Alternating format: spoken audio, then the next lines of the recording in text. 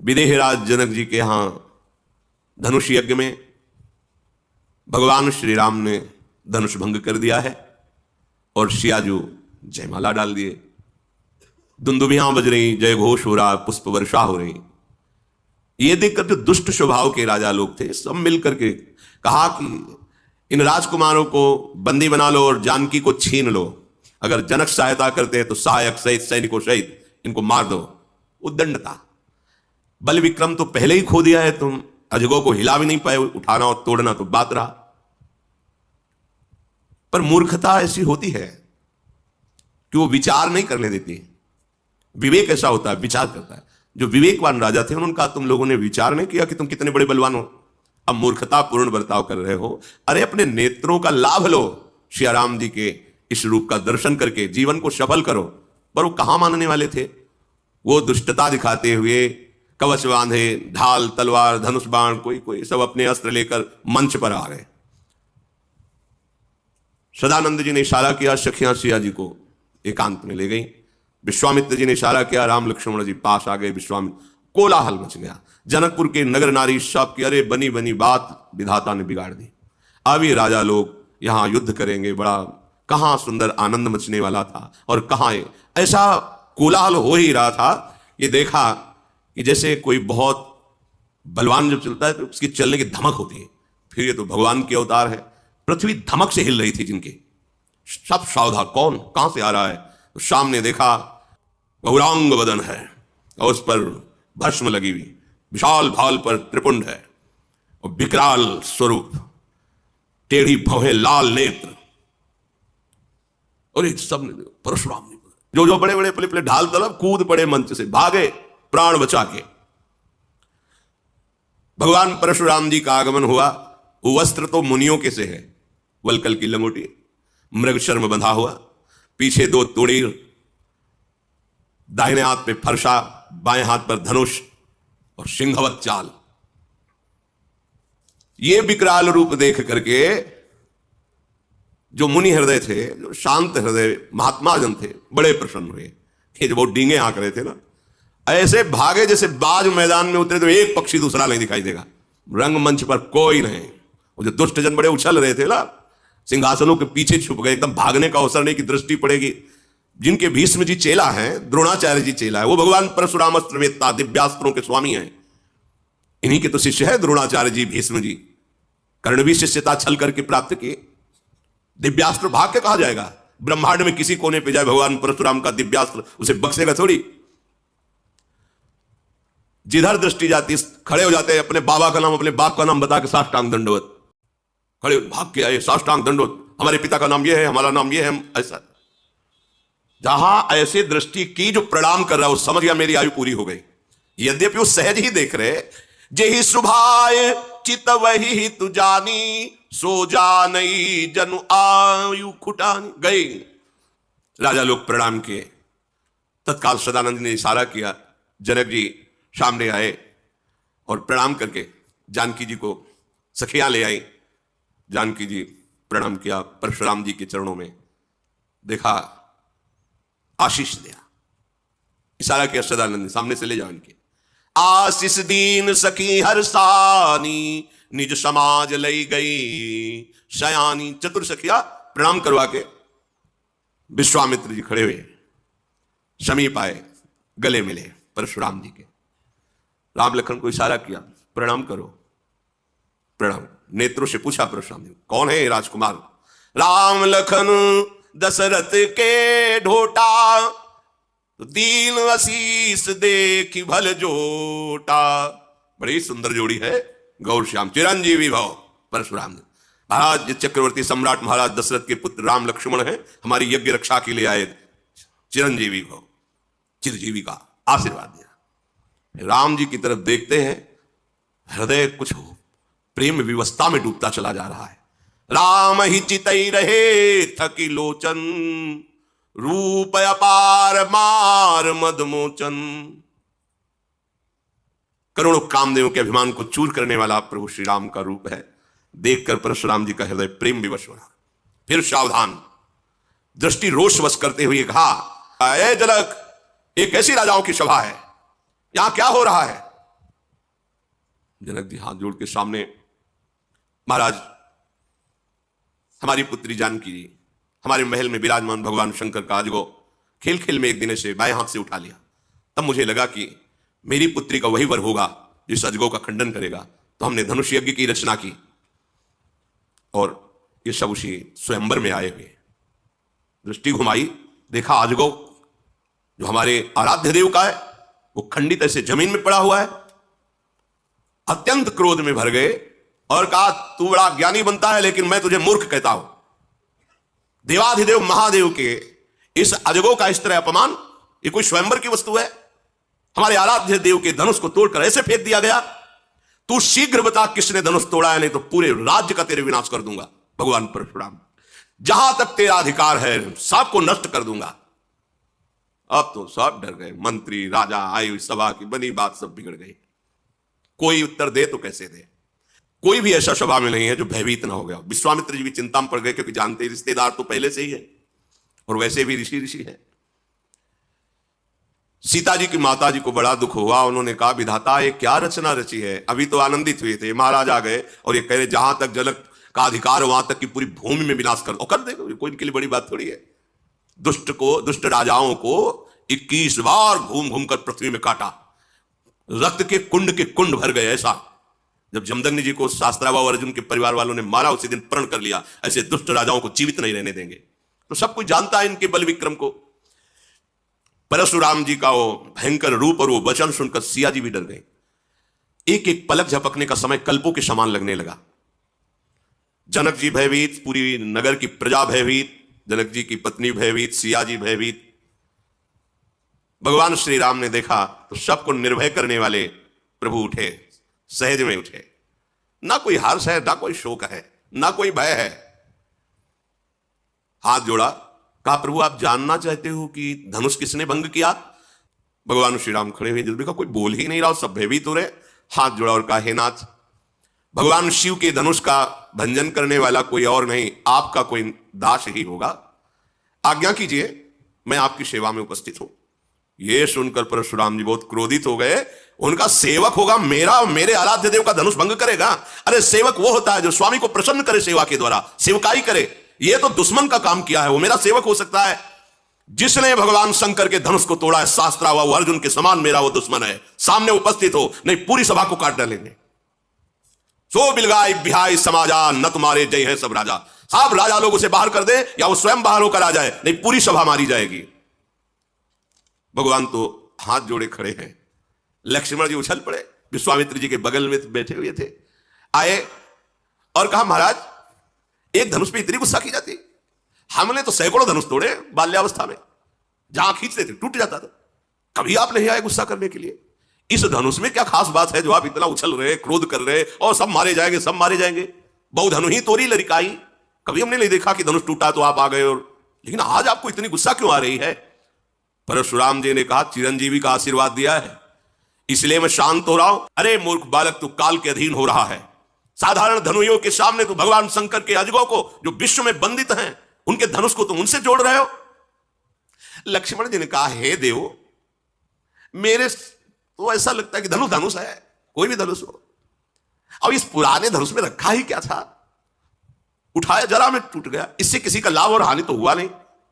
मेरे प्रभु ने तो इसे समझा कि बहुत वजनदार है, बहुत कठोर है, तो उठाते ही टूट गया, इसमें कोई दोष नहीं है। और आप बिना किसी दोष के ऐसे उछल उछल करके क्रोध कर रहे हैं, हमको तो अच्छा नहीं लगता आपका ये स्वरूप। परशुराम जी ने इसे फरसा लिया, फरसा से दिखाए, दुष्टता की बात करता है, मेरे स्वभाव को नहीं जानता। अभी तक तू जीवित है केवल बालक समझकर चिरंजीवी आशीर्वाद दिया, इसलिए पूछ ले विश्वामित्र से, मेरी महिमा पूछ ले अपने गुरु से। मुझे निरा मुनि मत समझ, मैं बाल ब्रह्मचारी अत्यंत क्रोध करने वाला हूं और दुष्ट राजाओं का विनाश करने वाला है मेरा फरसा है। अपनी भुजाओं के बल से 21 बार पृथ्वी के दुष्ट राजाओं को काट काट करके उनके राज्य का दान ब्रह्म ऋषियों को किया है। शास्त्राबाओं की भुजाओं का छेदन करने वाले मेरे फरसे को देख। अरे राजा के बालक, तो अपने माता पिता को शोक से युक्त करना चाहता है क्या? जब मैं दहाड़ता हूं और फरसा लेकर दौड़ता हूं तो स्त्रियों के गर्भ गिर जाते हैं, प्रहार करने की बात नहीं रहती। लक्ष्मण जी हंस पड़े, वाह वीर वाह मुनि, स्त्रियों के गर्भ गिर जाते, वाह कैसे महात्मा आप हैं, धन्य है। पूरी सभा हाय है कर रही कि छोटे राजकुमार क्या कर रहे हैं, मानो घी में आहुति डाल रहे हो, वैसे ही हाथ जोड़ के इन्हें शांत करना चाहिए। लक्ष्मण जी ने हंस करके कहा कि अब समझ में आया कि आप कितने जोर के योद्धा हो, पर हम आपको बता दें कि फूंक से पहाड़ नहीं उड़ाया जा सकता। भूल में मत रहना, बालक समझकर कहीं भूल में मत रहना, फूंक से पहाड़ नहीं उड़ाया जा सकता। ये बार बार जो है जो फरसा दिखा रहे हो, तो यहां कुम्हड़ बतिया को नाही, जे तरजनी देख मर जाही। यहां कोई कुम्हड़ा की बतिया नहीं कि अंगुली दिखा दोगे सूख जाएगी, कि तुम्हारा फरसा बार बार दिखा रहे ना कि फरसा दिखा दियो हम डर जाएंगे। फूंक से पहाड़ उड़ाने की कोशिश मत करो, हमें निरा बालक मत समझो। आपको प्रणाम किया है तो सिर्फ मुनि वेश देख करके, जो आप फरसा धनुष बाण ये मुनि वेश के विपरीत है। मैं अभिमान से नहीं कहता हूं, आप सच्ची समझ लो, मुझे केवल बालक मत समझना। अगर हम आपसे अभी नम्रता से पेश हो रहे हैं तो उसका कारण है, भृगुसुत समुझी जनेऊ बिलोकी, जो कछु कहो सहस्र ऋषिरों की। आप जो बोल रहे हो ना, और मैं सह रहा हूं, इसका कारण एक ही है, एक तो यज्ञों को धारण किए ब्रह्म ऋषि हो, और दूसरी बात जानता हूं भृगुवंश को पावन करने वाले महात्मा हो। इसी के कारण आपके ऐसे कठोर वचन और ऐसे अभिमान भरे वचन सुनकर मैं शांत हूं, क्योंकि हमारे कुल में देवता, ब्रह्म ऋषि और भगवान के भक्त, इन पर कभी हाथ नहीं उठाया जाता, चाहे जितना बड़ा अपराध कर दे। हमारे कुल में वीरता इन पर नहीं दिखाई जाती। आप ब्रह्म ऋषि है, महात्मा है, भगवान के भक्त पर, महात्मा पर, ब्रह्म ऋषियों पर हमारे कुल में कभी हाथ नहीं उठाया जाता, क्योंकि इनको मारने से बहुत बड़ी ब्रह्म हत्या लगती है, और अगर इनसे हार जाए तो बड़ी भारी अपकीर्ति होती है। फिर भी हम आपके पैर ही पड़ रहे हैं कि आप शांत हो जाइए। आपको ज्यादा ही अस्त्र शस्त्र दिखाने की जरूरत नहीं, क्योंकि आपके वचन ही करोड़ों वज्र के समान है, तो और अस्त्र प्रहार करने की जरूरत क्या है। आपने बेकार में फरसा धारण कर, फरसे से ज्यादा तो आपके वचन है कठोर, अर्थात मुनि के वचन बहुत मृदु, शांत और समदर्शिता से युक्त होने चाहिए, वो आपके हैं नहीं। अगर आपको हम कुछ अनुचित बोल रहे हो तो आप उसका लक्ष्य ये समझ लेना, आपके पास धनुष बाण और फरसा देख करके। अगर आप केवल मुनि बन करके आते तो अर्घपाद्य देकर आपके चरणों में ही बैठे रहते। पता नहीं क्या हो रहा है कि लक्ष्मण जी बोल रहे हैं और परशुराम जी का हाथ काम नहीं कर रहा, नहीं उनके सामने कोई बोल सके। अब विवश हो गए। विश्वामित्र जी का समझाओ ना अपने चेला को, बहुत उद्दंडता कर रहा है। कौशिक सुनो मंद या बालक, कुटिल काल बस निज कुल घालक, भानुवंश राकेश कलंको, निपट निरंकुश अबुध असंको। विश्वामित्र जी समझाओ ना इसे, बड़ा कुबुद्धि है, कुटिल है, ये काल के बस हो रहा। अगर हमारा फरसा चला तो इसके ऊपर ही नहीं पूरे इसके वंश का विनाश कर देंगे। ये तभी निकलता है जब कमजोर हो जाता है सामने वाला। हमारी बात बताओ ना कि हम कौन हैं। अभी एक क्षण में काल का ग्रास हो जाएगा। मैं पुकार करके कहता हूं इसके बाद कोई मुझे दोष मत देना। लक्ष्मण जी ने कहा महाराज दूसरे को बताने की जरूरत ही नहीं, आपका यश जब से आप आए तो अपने मुख से इतनी बार यश कह चुके हैं कि दूसरे को परिचय बताने की जरूरत नहीं। आप बार बार फरसा उठा बता चुके हैं, अगर अभी कुछ और रह गया हो तो और बता दीजिए। सब कह रहे कि ये जो गौरवर्ण का कुमार है तो बहुत ही विचित्र है। हमें लगता है भगवान आपको संतोष नहीं है। आप क्रोध मत रोकिए, आप वीरता का वेश धारण किए हैं, आप और बोलिए, जो कुछ करना चाहे आप कर लीजिए, आप क्रोध को रोकिए मत। पर आपको जरूर ये कहता हूं कि साधु के वेश में शोभा नहीं देता। हमने तो देखा है कि जो वीर योद्धा होते हैं वाणी से नहीं बोलते, उनका काम बाणों से होता है। वो आप जब से आए वाणी से ही बोलते जा रहे हो। सारी सवाल कार्य किसी तरह इस कुमार को चुप करो, कहीं ऐसा ना हो कि कुछ अमंगल हो जाए। वो इधर लक्ष्मण जी ने कहा कि डींग हाँकना बंद करो महाराज, अब अपनी वाणी का वज्र प्रहार करना बंद करो। आप तो बार बार ऐसे धमका रहे हो, मतलब काल आपकी अंगुली के इशारे से ही चलता हो। लक्ष्मण जी की कठोर सुनते ही परशुराम जी ने भयानक फरसा संभाला और हाथ में लिया और बोले अब दोष मत देना, मैं इसकी अभी गर्दन उतारता हूं। बहुत बचाया पर अब ये बचेगा नहीं। विश्वामित्र जी आगे क्षमा कीजिए, क्षमा कीजिए। देखो बालकों की बातों पर आप जैसे महान ऋषि ध्यान नहीं देते, इनका स्वभाव ही ऐसा होता है। परशुराम जी ने कहा मैं कुछ समझ नहीं पा रहा हूं कि वही मैं परशुराम, वही मेरा फरसा, मेरे हृदय में दया का लेश नहीं, और गुरुद्रोही मेरे सामने कठोर वचन कह रहा, मैं कुछ कर नहीं पा रहा। ये उत्तर पर उत्तर दिए जा रहा है, मैं इसे मार नहीं पा रहा। विश्वामित्र जी हमें लगता है तुम्हारा प्रेम काम कर रहा है, कि हमारा तुम्हारा पहले का प्रेम है और तुम्हारे इसीलिए हमें लगता है हम इन्हें छोड़ रहे हैं, नहीं तो अब तक इस गुरुद्रोह करने वाले को मैं यमपुर पहुंचा देता।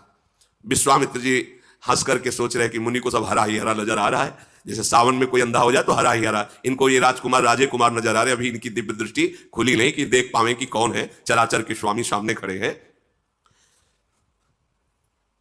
श्री राम और लक्ष्मण को साधारण छत्री समझ रहे हैं। विश्वामित्र जी ऐसा मन में सोचकर सावधान कर रहे। शांत लक्ष्मण जी पीछे से विश्वामित्र जी के कहा कि महाराज आपका सील और स्वभाव देखकर, क्या सील है, नम्रता है आपकी, और क्या स्वभाव है आपका, और हंस दिए। हम बतावे आपका सील स्वभाव। माता का गला उतारा है फरसे से, बड़ा सील है। अरे सब कह रही क्या, मतलब लक्ष्मण जी में भय कहां, भगवान शेष के अवतार है। मैं अच्छी तरह से जानता हूं आप अपने माता की ऋण से ऋण हुए और पिता की ऋण से। अच्छा, गुरु का जो ऋण है वो आप उतारने के लिए मेरे भरोसे आए हो कि अब मैं इनको मार दूंगा तो गुरु ऋण से ऋण हो जाऊंगा।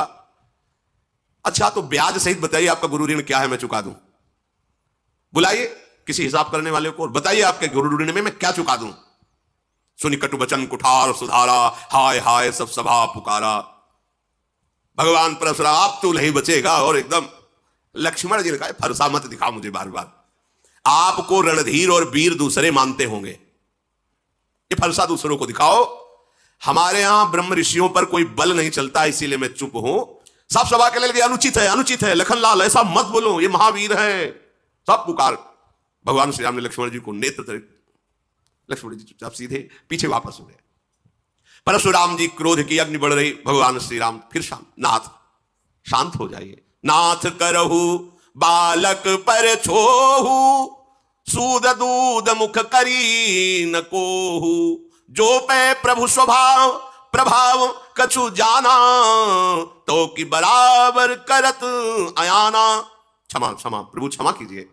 ये सीधा साधा दुधमुहा बच्चा है लक्ष्मण, कुछ बोल दिया, वो आपके प्रभाव स्वभाव को नहीं जानता, अभी तो बच्चा है, बेसमझ है।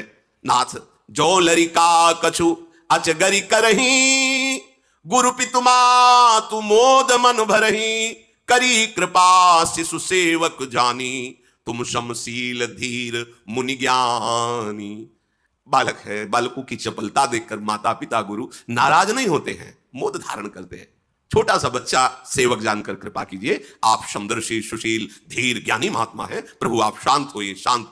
ऐसा लगा जैसे आग के ऊपर पानी पड़ गया हो। परशुराम, हाँ तुम हमारी महिमा को जानते हो। राम वचन सुनी कछुक जुड़ाने। पीछे से लक्ष्मण जी ने मुस्कुरा करके फिर परशुराम जी को इशारे से, परशुराम ने कहा देखो तुम प्रार्थना कर, वो हंस करके फिर हमें क्रोध दिला रहा है। ये बड़ा, राम जी के पीछे से इशारा करे, बहुत जोर के मुनि हो तो, और हंस।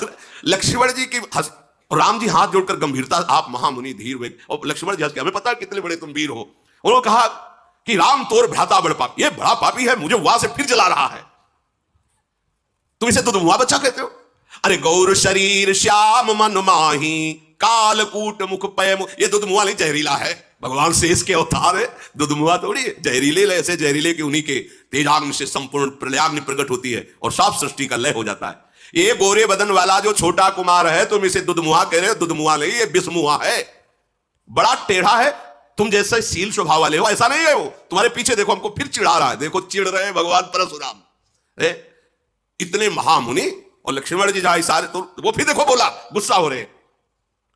लक्ष्मण जी ने खुल कर हंस के कहा कि मुनि आपको आज तक ये ज्ञान नहीं हुआ कि क्रोध करना पाप है।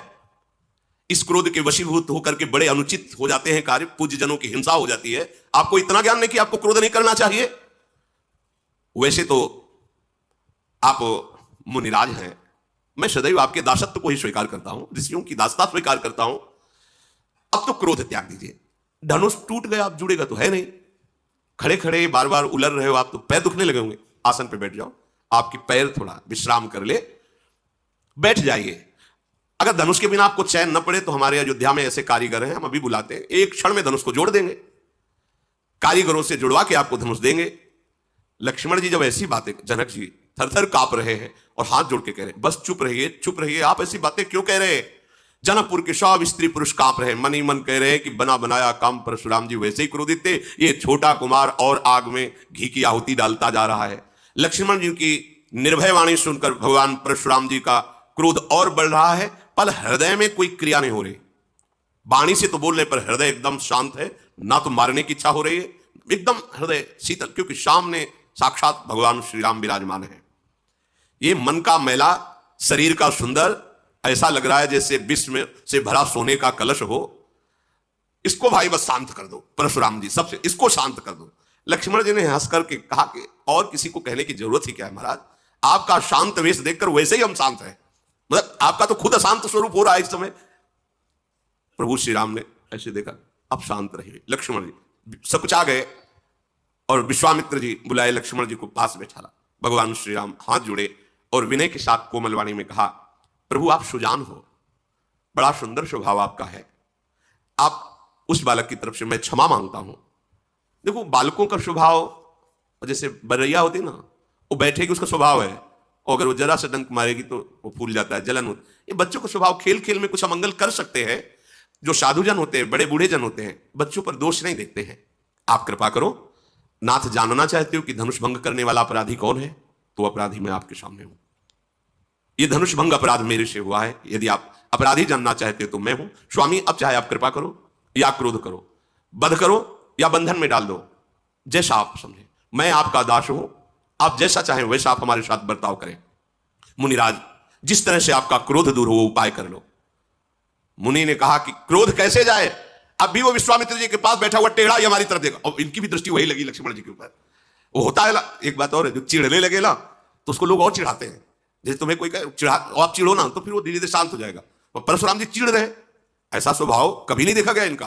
पर आज भगवान का प्रभाव और स्वभाव ऐसा है कि वो सब है तो भगवान के अंश ही ना, वो अहंकार नहीं रहने देते। किसी सुनहु राम कर सहज स्वभाव, जन अभिमान न राखे काऊ।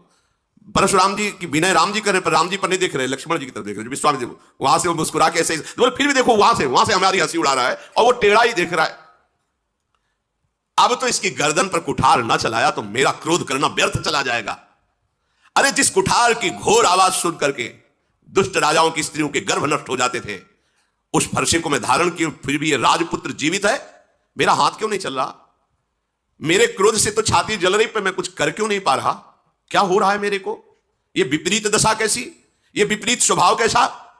पता नहीं इस समय मेरे हृदय में क्या हो रहा है। भगवान परशुराम जी कह रहे, मुझे लगता है कि मेरे हृदय में जो कभी नहीं थी वो दया आ गई क्या मेरे हृदय में, इसीलिए दुस्साह दुख सह रहा हूं।